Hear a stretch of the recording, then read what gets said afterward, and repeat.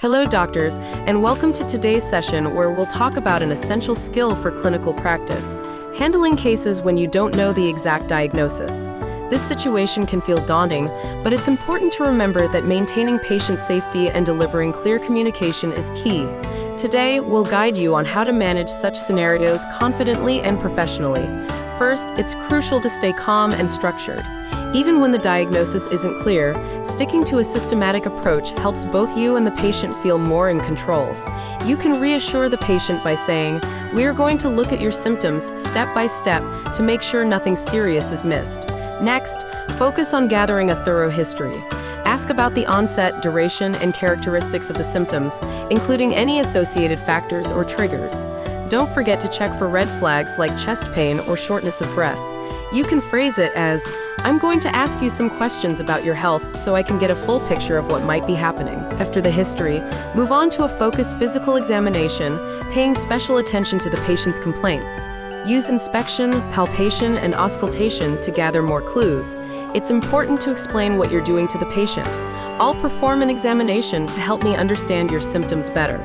Prioritize ruling out life-threatening conditions like heart attacks or strokes. If you're uncertain, explain to the patient that further tests will help clarify the situation by saying, "We'll do some tests to make sure nothing serious is going on while we figure out the cause of your symptoms." Sometimes it's okay to acknowledge uncertainty.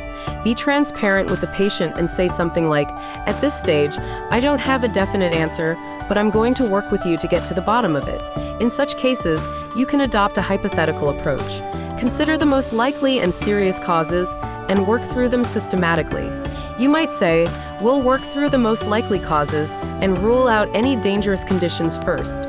Don't hesitate to seek help from a senior colleague if needed. You can explain to the patient, "I'm going to consult with a colleague who has more experience with this type of case to make sure we're on the right track."